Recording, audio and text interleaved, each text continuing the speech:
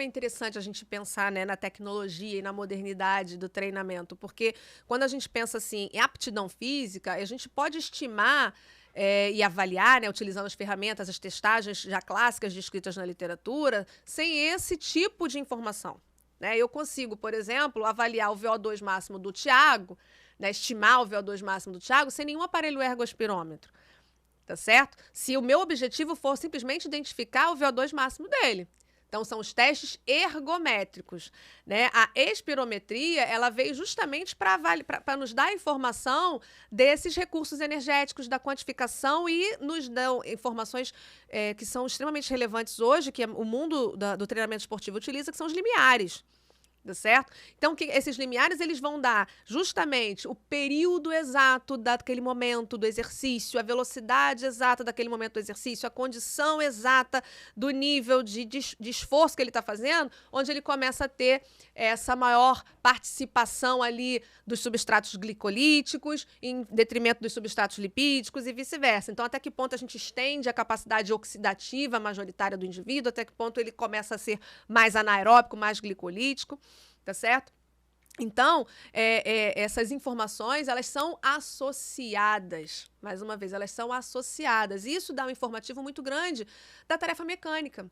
Ou seja, eu sei que naquele momento da prova, ou seja, naquele tempo, em 10 minutos, ele começa a ter essa troca gasosa mais acentuada, então o que já me dá uma informação de que ele pode ali estar entrando num período mais complicado da prova para ele. Não, ele consegue se estender bem mais nesse período, não só quando ele começa a subir uma ladeira que isso ocorre, então em que momento da prova isso está acontecendo, né? Então tudo isso é avaliado, né? A gente precisa dessas análises prévias para você estabelecer as metas ali de treinamento. Então vamos imaginar que a gente está iniciando ali um dos períodos de treinamento. Então, a gente já fez esse processo, já identifiquei qual é o nível, já classifiquei ele e aí já prescrevi uma determinada sessão de treinamento. Então, já identifiquei o nível e a aptidão dele. E aí, então, ele vai começar nesse nível 0 aqui, no T0, né? Em repouso, a gente vai dar um estímulo, o estímulo do exercício, planejado, já pré-determinado, mediante as classificações que a gente já fez. Então, vou voltar aqui só para mostrar para o pessoal que está em casa. Tá? Então, foi até a pergunta que eu tinha feito. Se o único estímulo, Thiago, na esteira, foi o exemplo que eu dei, que eu saio da esteira exaurido, cansado, será que naquele único estímulo na academia eu passei pelas 3 fases, reação de alarme, fase de resistência e fase de exaustão? Você comentou que não, e ia me explicar aqui. Então a gente vai pegar esse gancho. Vou fazer um parênteses rápido da minha fala, que eu comentei do quociente respiratório, que o 1 é mais carboidrato, 100% carboidrato, nível teórico, isso está certo, ok. Comentei do 0,7 da gordura, que seria 100% gordura sendo oxidada, também está certo, ok. E eu comentei rapidamente, falei da cetogênica. Dieta cetogênica é aquela que não tem o carboidrato. O indivíduo está fazendo quase nada de carboidrato em termos de ingestão. No máximo, as 50 gramas.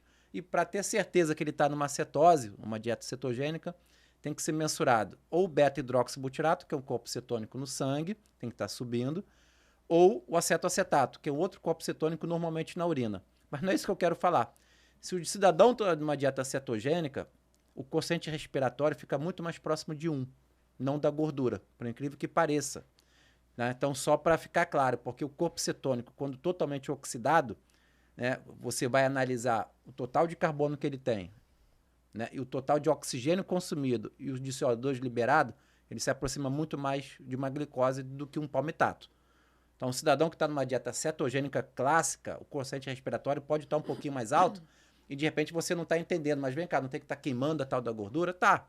Os corpos cetônicos são oriundos de lá, inclusive. Né? Mas é porque os corpos cetônicos elevados no sangue, né, sendo consumidos, então, como substrato energético no músculo, ele acaba gerando um quociente respiratório um pouquinho mais elevado do que o esperado se estivesse queimando gordura pura. Perfeito. Bom, e aí, então, quando a gente aplica um estímulo de exercício, nesse caso, o estímulo estressor é o exercício, o que a gente espera? A gente espera causar uma perturbação no organismo. Né? Então, para quem acha que exercício físico não é um perturbador, né, eu costumo falar, ele é o principal perturbador. O exercício físico é o principal perturbador da fisiologia humana, tá certo? E aí, por que ele é o principal perturbador? Porque ele faz exatamente isso aqui, ó, essa curva para baixo, que essa curva para baixo aqui está representando? Está representando a fadiga causada por aquele tipo de exercício, né? Ou seja, o cansaço, a reação de estresse fisiológico que aquela sessão de treinamento provocou.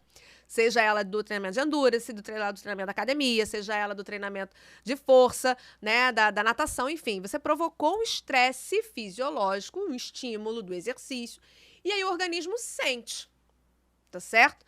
Então, as reações, né, que o nosso organismo vai sofrer, elas são proporcionais ao estímulo que você está gerando, né? Então, dentro da fisiologia, a gente considera, né, alguns níveis de estímulo. Então, a gente tem aquele estímulo que a gente chama de estímulo débil, que, de fato, o organismo não vai sofrer uma queda considerável, tá certo? Um estímulo débil.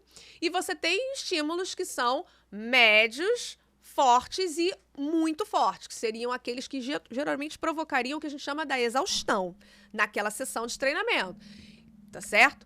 Então, a gente já começa a pensar por aí. Se eu quero que o organismo responda uma determinada, se eu já espero uma determinada resposta fisiológica, eu já planejei qual é o tipo, ou mais ou menos, o impacto que aquele estímulo vai gerar.